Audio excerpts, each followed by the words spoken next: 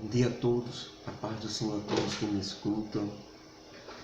Em mais este dia que estamos aqui para descobrirmos verdades acerca de nós mesmos, aquilo que somos, aquilo que temos que ser ou aquilo que precisamos ser para encontrar nosso destino, nosso futuro, termos certeza de para onde iremos, com quem iremos.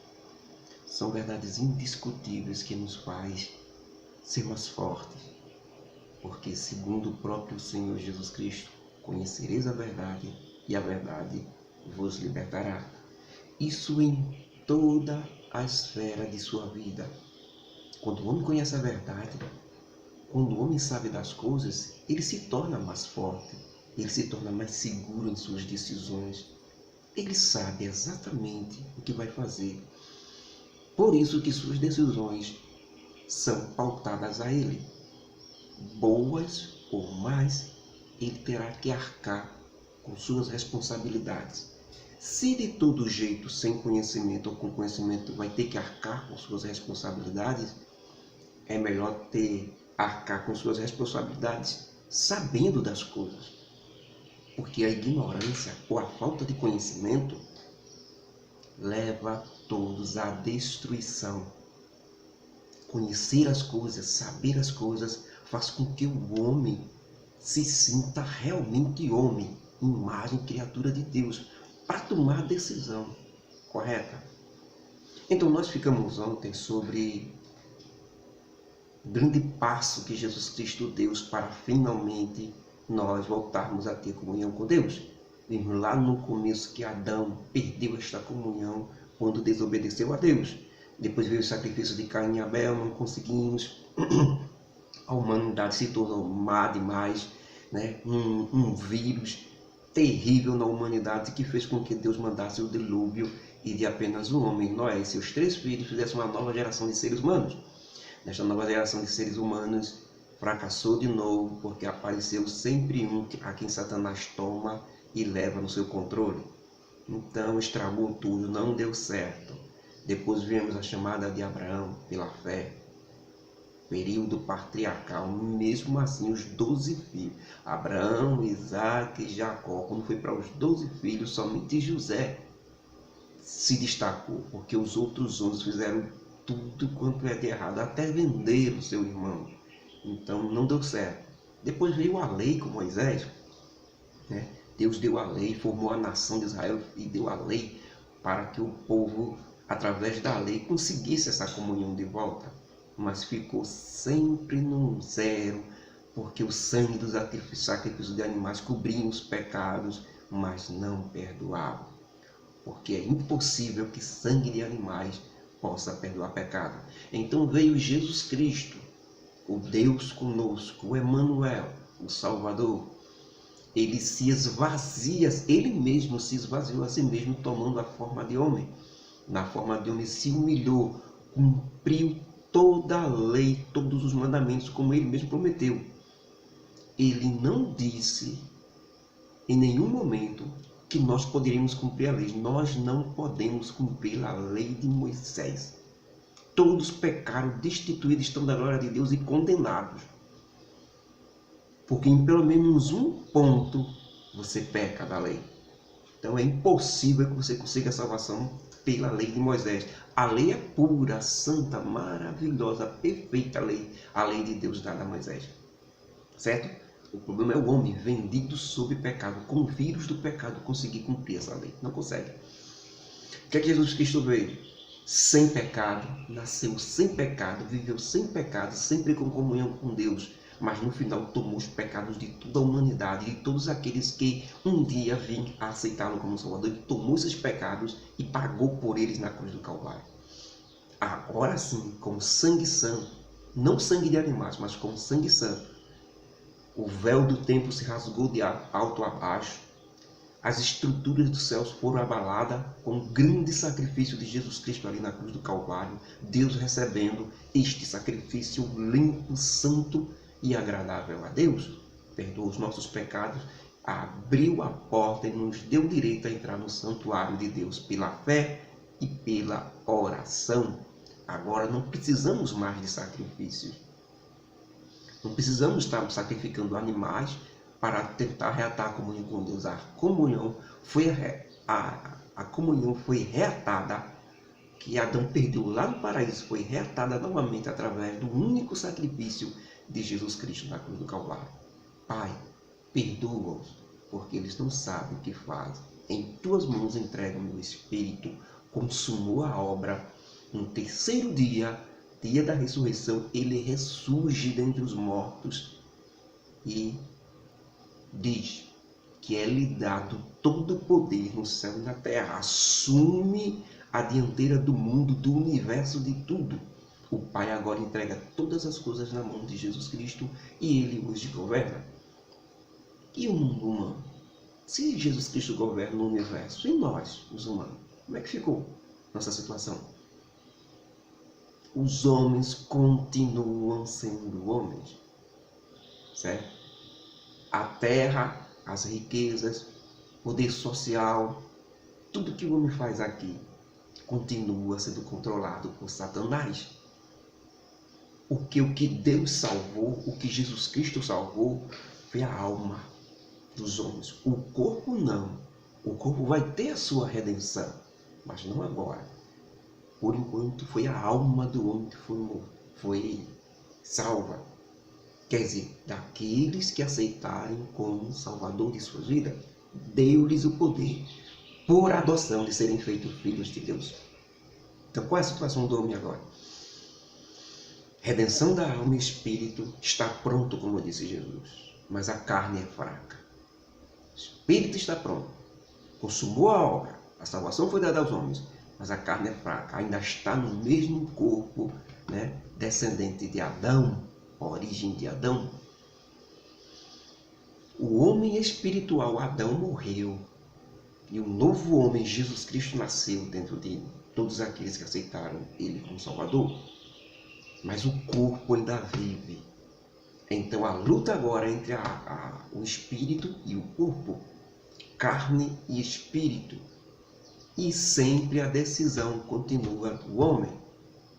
Deus, através do Espírito, aconselha-nos e nos impulsiona a tomar as posições boas, a seguir os ensinamentos de Jesus Cristo. Satanás, através da carne, dos desejos, dos prazeres do mundo, nos impulsiona a deixar esse ensinamento de Jesus Cristo e andar conforme nossos próprios desejos, nossas próprias vontades. O nascimento de um homem, depois que ele aceita Jesus Cristo, está definido nisso, em que ele morre. Se ele morre, ele não tem mais desejo, não tem mais vontade, não tem mais escolhas. Tudo agora passa a pertencer a Jesus Cristo. Mas o grande problema é que Jesus Cristo não toma em sua força. Isso é oferecido ao homem.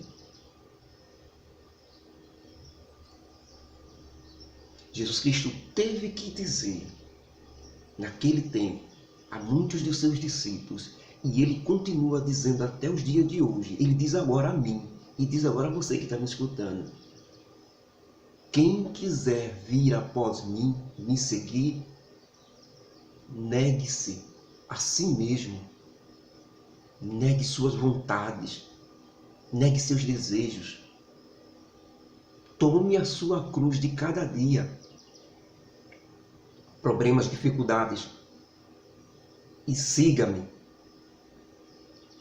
Quem quiser, observaram? Quem quiser. O trabalho de Deus é sempre esse, irmãos, com o homem. Você quer? Você deseja? Você realmente quer me seguir? Pare com essas histórias, pare com essas desculpas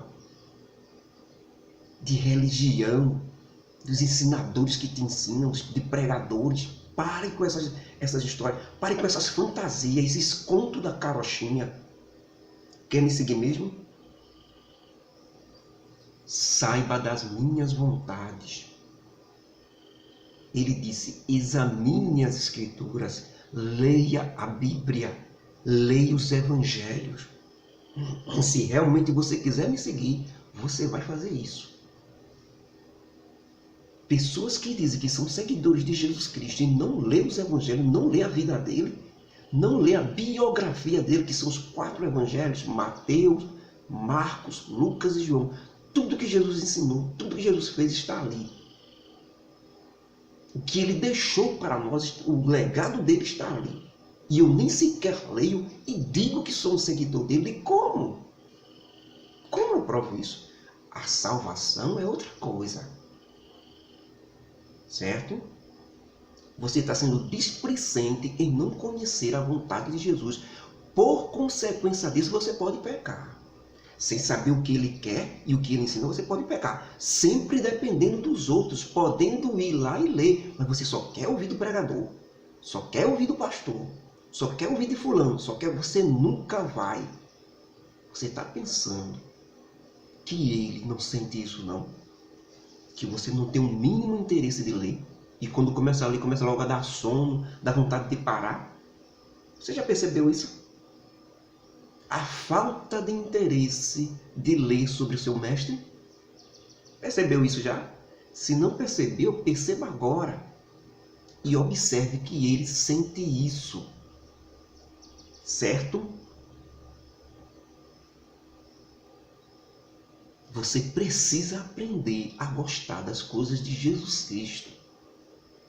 Precisa urgentemente aprender o que ele gosta e o que ele não gosta. O que ele quer e o que ele não quer. Porque o que você gosta e o que você quer, o que você não quer e o que você quer, você já sabe. O problema é se está batendo com o dele. E se você se entregou a ele, o apóstolo Paulo disse: não vivo mais eu, mas Cristo vive em mim. O que foi que Paulo quis dizer? Que se Jesus Cristo vive em mim, se eu nasci de novo, se eu tenho uma nova vida quando aceitei ele como Salvador, ele é que está no controle. Mas observe se é ele mesmo que está no controle da sua vida ou se é você que vem controlando direto. Se é Jesus que está no controle, você deve estar fazendo as coisas que Jesus quer. Se você não sabe as coisas que Jesus quer, como é que você vai saber se ele está no controle?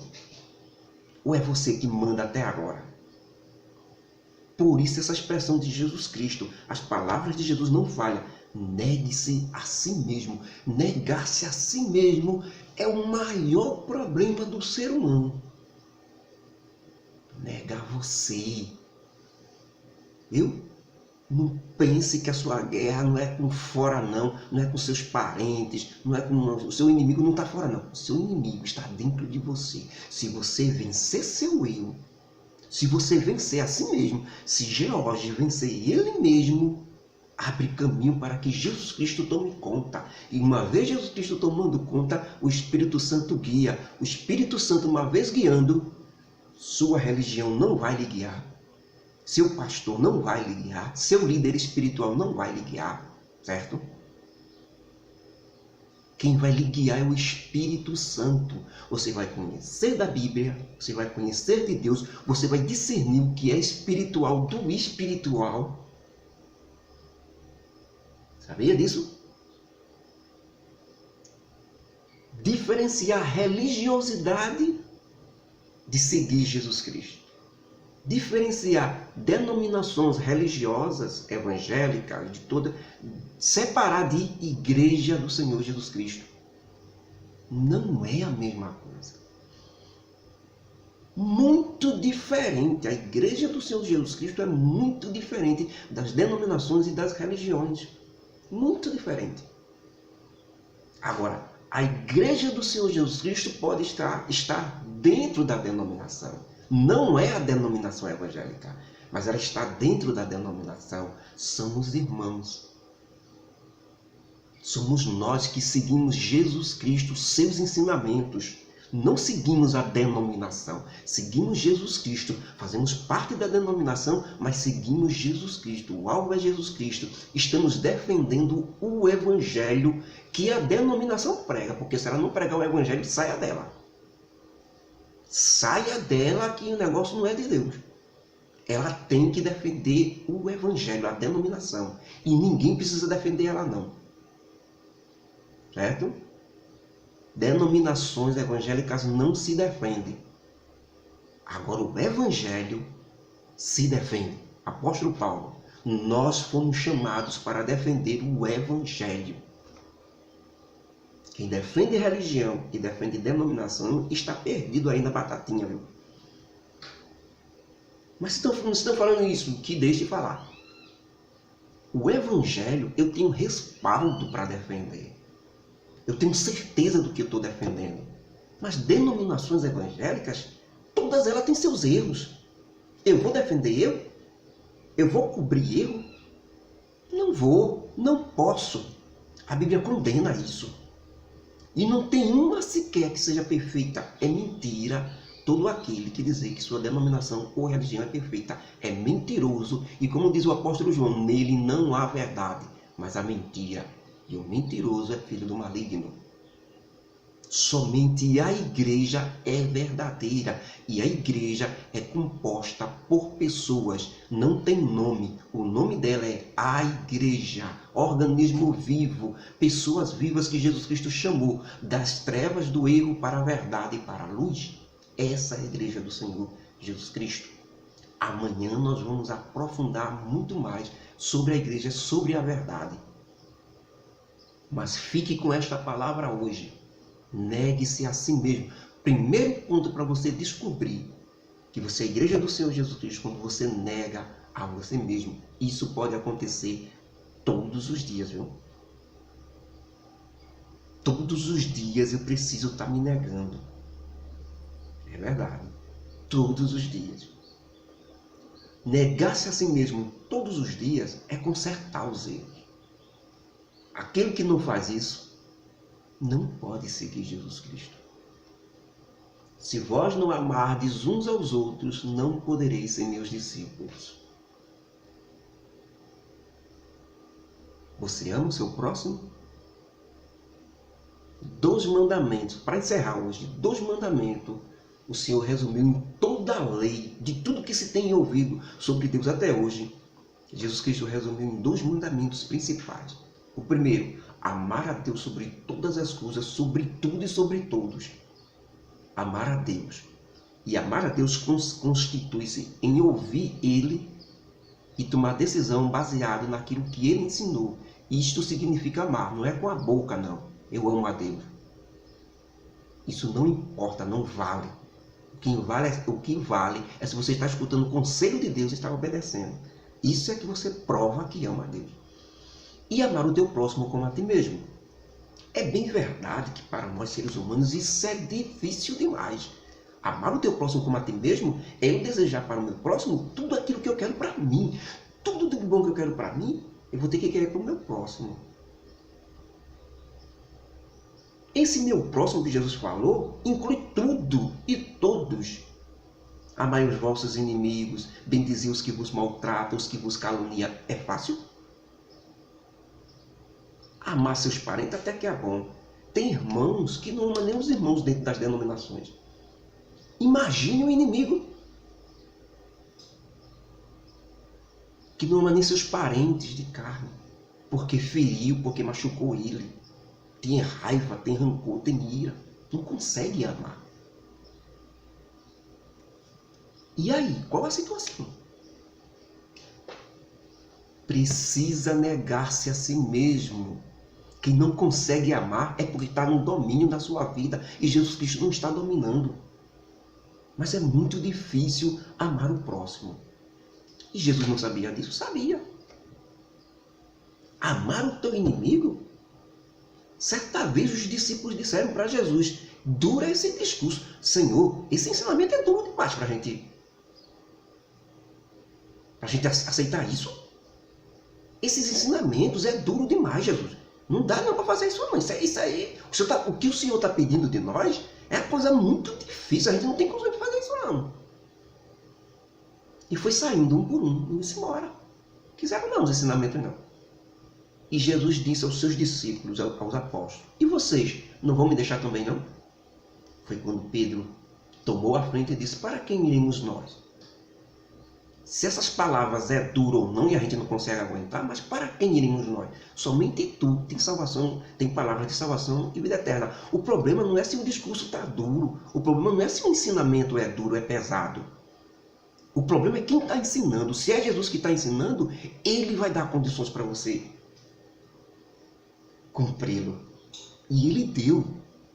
Eu vou, mas mandarei o outro Consolador. Ele nos deu o Espírito Santo. Eu vou revestir vocês de poder para vocês poderem cumprir os meus ensinamentos. O homem não vai ter desculpa. O homem pode dizer, Senhor, eu sou pecador, vendido sob pecado. O Senhor Jesus Cristo nasceu santo, permaneceu santo, tem condições de amar os outros como a ti mesmo. Mas eu não tenho, porque eu sou vendido sob pecado. Mas Jesus Cristo dá o Espírito Santo para que o homem não tenha desculpa para não cumprir o mandamento de amar o seu próximo como a si mesmo. Então, irmãos, a ordem é esta. Se acha duro o discurso,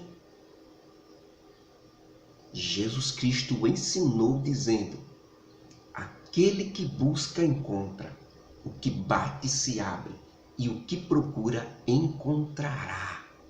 A maneira de cumprir. É muito difícil amar o meu inimigo. Aquele que me feriu, que doeu tanto, eu amá-lo. Mas não observe eu não que estou falando isso não. Observe quem foi que ensinou e pediu a você isso. Jesus Cristo disse que as minhas palavras, aquilo que eu ensino, eu a ninguém julgo. As minhas palavras o hão de julgar naquele dia. Você será julgado? Não é por Jesus Cristo, não é por essas palavras que ele ensinou. Porque quando ele ensinou que você tem que amar o seu inimigo, ele lhe deu o Espírito Santo da promessa para lhe dar forças, revestivos de poder. Esperar em Jerusalém até que do alto sejais revestido de poder, disse Jesus Cristo aos apóstolos, aos discípulos, ali no cenáculo em Jerusalém, e desceu o Espírito Santo e revestiu a todos de poder, condição, ousadia, força para amar, força para perdoar, força para seguir agora nos ensinamentos deles, que nós vamos a partir de amanhã começar a aprofundar nos ensinamentos de Jesus Cristo, que são a verdade única e verdadeira, que derruba essas religiões, esses líderes religiosos, derruba todo mundo. A verdade de Jesus Cristo. Se você quiser segui-la, você vai seguir. Que Deus nos abençoe.